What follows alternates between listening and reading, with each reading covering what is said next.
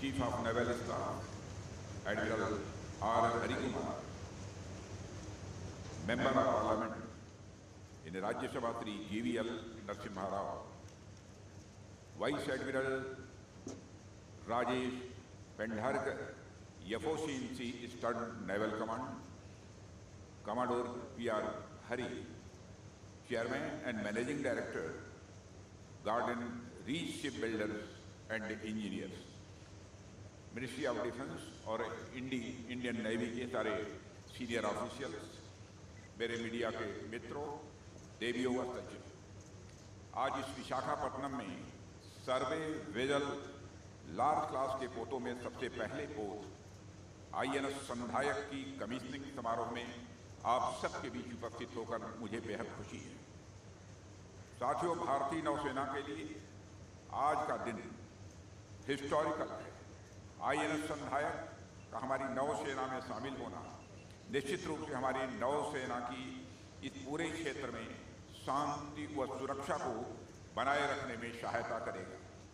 मैं भारतीय नौसेना को INS संधायक प्राप्त होने पर हार्दिक बधाई देता हूं।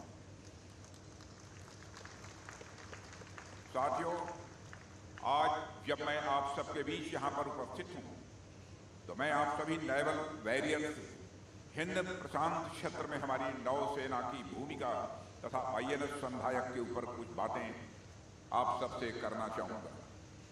साथियों, जहां तक मैं समझता हूं, एजुकेशन हो या सिक्योरिटी हो, उसके विकास के मुख्यतः 3 स्टेजेस होते हैं।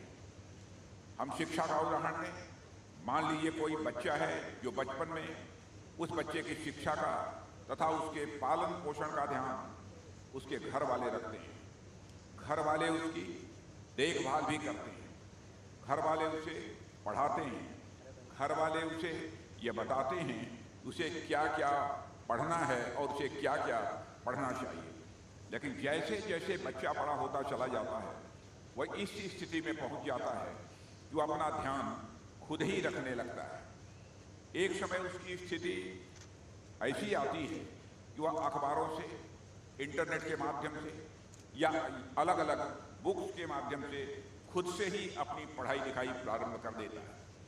यानी कि उम्र में बड़े होने पर वह अपने पालन पोषण तथा अपनी शिक्षा दीक्षा का ख्याल खुद करने में सक्षम हो जाता है। इसके बाद एक तीसरी स्टेज भी आती है जिसमें वह बच्चा पूर्ण वयस्क हो जाता है, यानी एडल्ट हो जाता है।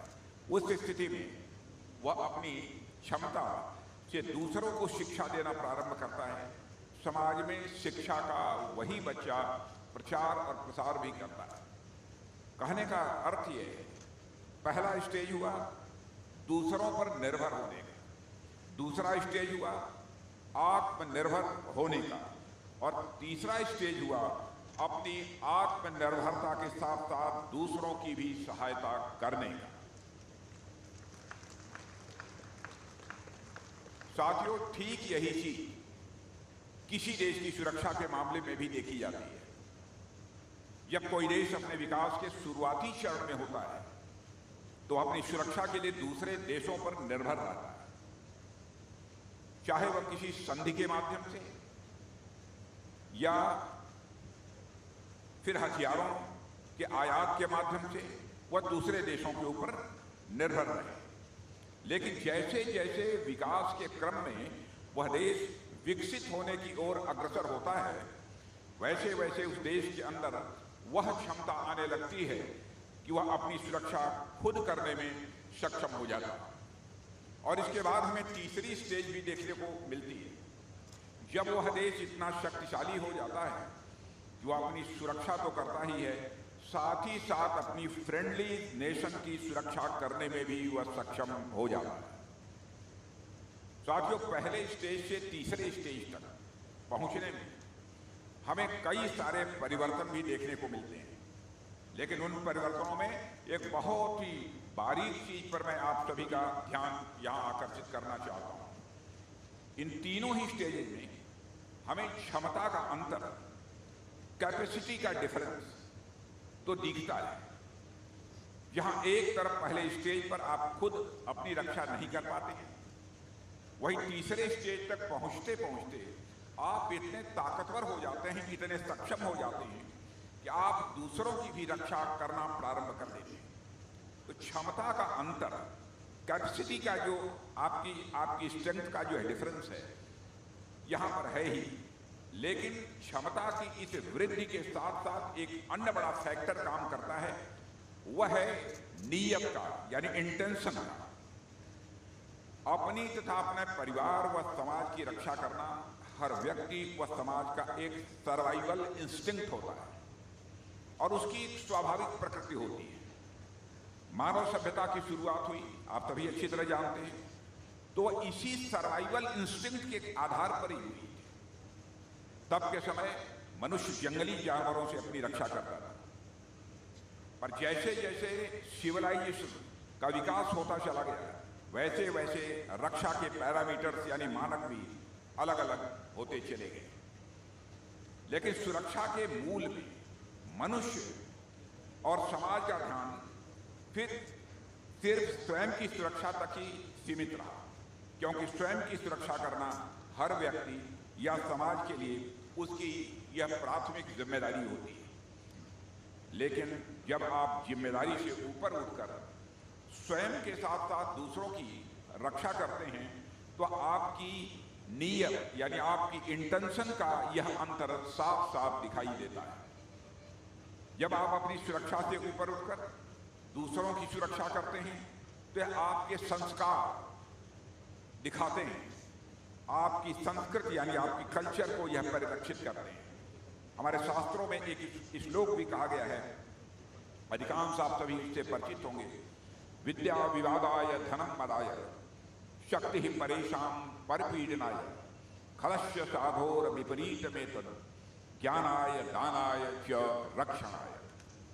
अर्थात दुर्जन के लिए विद्या, दुर्जन के लिए विद्या विवाद के लिए, धन उन्माद के लिए और शक्ति दूसरों का दमन करने के लिए होती है। जबकि सज्जन विद्या का उपयोग ज्ञान में, धन का उपयोग दान में और शक्ति का उपयोग दूसरों के रक्षण के लिए वो उपयोग करते हैं। इस युक्ति को यदि भारत के परिप्रेक्ष्य में रखकर समझा जाए, तो आप पाएंगे कि स्वतंत्रता के बाद हमें अनेक मुश्किलों का सामना करना पड़ा है। अनेक मोर्चों पर हम कठिनाइयों का सामना कर रहे थे, लेकिन एक राष्ट्र के रूप में हम लगातार अपनी सुरक्षा के लिए सदैव आगे बढ़ते रहे। हमने अनेक आघातों से अपनी सुरक्षा की और आज विकास के क्रम में हम इतने आगे बढ़ चुके हैं। खासकर यदि मैं अपने नेवल पावर की बात करूं, तो हमारी नौसेना इतनी सशक्त हो चुकी है कि हम हिंद महासागर तथा हिंद प्रशांत क्षेत्र में सिक्योरिटी के मामले में फर्स्ट रेस्पॉन्डर बन गए हैं। यह मैं बात पूरे कॉन्फिडेंस के साथ कह सकता हूं।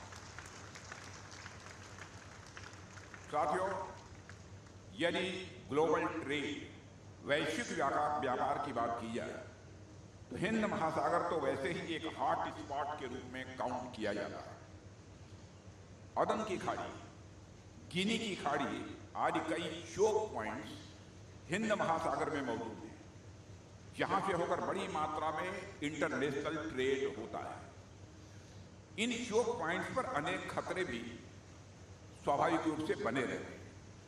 बीते दिनों आप जानते हैं कि किस प्रकार से समुद्री लुटेरों ने अरब सागर में हमारे कोस्ट से लगभग 2000 किलोमीटर दूर यमवी लीला नॉर्फॉक नामक एक जहाज को हाईजैक करने का प्रयास किया। लेकिन भारतीय नौसेना ने अपनी सूझबूझ व साहस का परिचय देते हुए उस जहाज को लुटेरों के चंगुल से सुरक्षित बाहर निकालने में कामयाबी हासिल की। अभी हाल ही में INS इंफाल की कमीशनिंग सेरेमनी थी, उसमें मैंने कहा था जो लोग नेफेरियस यानी नापाक एक्टिविटीज, नापाक गतिविधियां, नेफेरियस एक्टिविटीज कर रहे हैं, उन्हें हम सागर के तल से भी ढूंढ निकालेंगे और कठोर कार्रवाई करेंगे।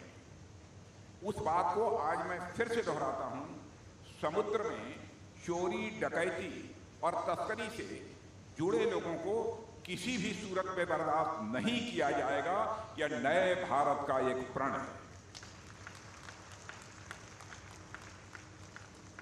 साथियों, ऐसे अनेक अवसर इंडियन ओशन यानी हिंद महासागर क्षेत्र में आते रहते हैं जब हमारी नौसेना द्वारा सिर्फ भारतीय जहाजों की ही नहीं बल्कि विदेशी जहाजों की सुरक्षा का भी उदाहरण सामने आता है। एक तरह से यह हम सबके लिए बहुत ही गर्व का विषय है कि हिंद महासागर क्षेत्र में हमारी नौसेना की वजह से न सिर्फ सुरक्षित व्यापार यानी सिक्योर ट्रेड संभव हो पा रहा है, बल्कि इस पूरे रीजन में पीस एंड प्रॉस्पेरिटी को भी स्वाभाविक रूप से बढ़ावा मिल रहा है।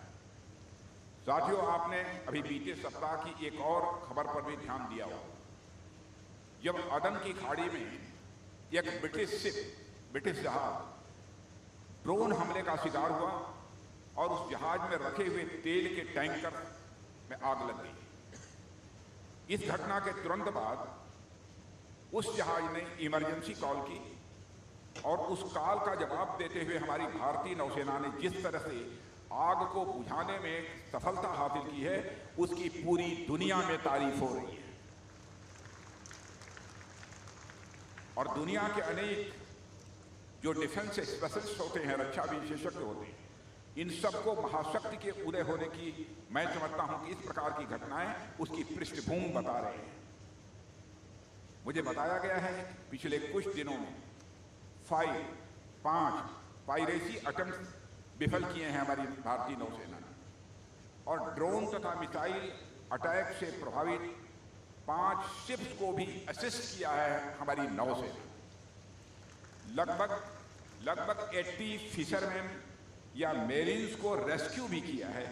ये हमारी नेवी की ताकत है और साथ ही हमारी नेवी की इंटेंशन है, नियत। मैं अपनी इंडियन नेवी को इसके लिए अपनी तरफ से हार्दिक बधाई देता हूं। साथियों, ये हमारी नियत है, यानी हमारा इंटेंशन है, और यही हमारा संस्कार है, यानी यही हमारा कल्चर है। इसी की बात मैं आपसे कर रहा हूं। विकास के क्रम में अपनी सुरक्षा के लिए दूसरों पर निर्भर रहने से लेकर दूसरों की सुरक्षा करने तक का जो सफर है, उसमें सबसे बड़ा अंतर इंटेंशन का ही है। सबसे बड़ा अंतर इंटेंशन का ही है। यदि आपकी इंटेंशन अच्छी है, यदि आपकी संस्कृति में, आपकी कल्चर में ऐसे एलिमेंट्स हैं, ऐसे तत्व हैं, तभी जाकर आप दूसरों की सुरक्षा निस्वार्थ भाव से कर सकते हैं। और इस प्रकार के दुनिया के किसी देश की कल्चर में इस प्रकार के एलिमेंट्स मिलेंगे तो केवल और केवल भारत की कल्चर में इस प्रकार के एलिमेंट्स मिलेंगे। और साथियों, हमें स्वीकार करने में बेहद गर्व होता है कि भारत की संस्कृति ऐसी है जो हम अपनी सुरक्षा के साथ साथ दूसरों की भी सुरक्षा करते हैं। हिंद महासागर यानी इंडियन ओशन रीजन तथा इंडो पैसिफिक रीजन, हिंद प्रशांत क्षेत्र में हो रही अनेक घटनाएं इस बात की उदाहरण है कि किस प्रकार हमारी नौसेना बेहद मजबूती के साथ न सिर्फ अपनी सुरक्षा कर रही है, बल्कि दूसरों की भी सुरक्षा उसी तत्परता के साथ कर रही है। साथियों, हमारी इसी इंटेंशन का ही यह प्रभाव है, हमारी इसी नियत का ही यह प्रभाव है कि हम अपनी बढ़ती शक्ति के साथ साथ सिर्फ इस क्षेत्र से ही नहीं बल्कि पूरी दुनिया से अराजकता को मिटाने के लिए दृढ़ संकल्पित। यह हमारा संकल्प है। भारत, हम चाहते हैं freedom of navigation, freedom of trade and commerce बना रहे, दुनिया के अलग अलग देशों के बीच अनपीडेड ट्रेड इंश्योर होता रहे, यह हमारी चाहत है। हमारी बढ़ती शक्ति का उद्देश्य है कि हम रूल्स बेस्ड वर्ल्ड ऑर्डर को इंश्योर करें।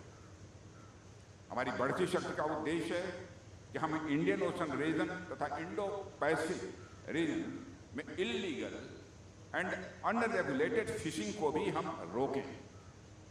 हमारी नौसेना की बढ़ती शक्ति इस क्षेत्र में नारकोटिक्स व ह्यूमन ट्रैफिकिंग को भी रोक रही है।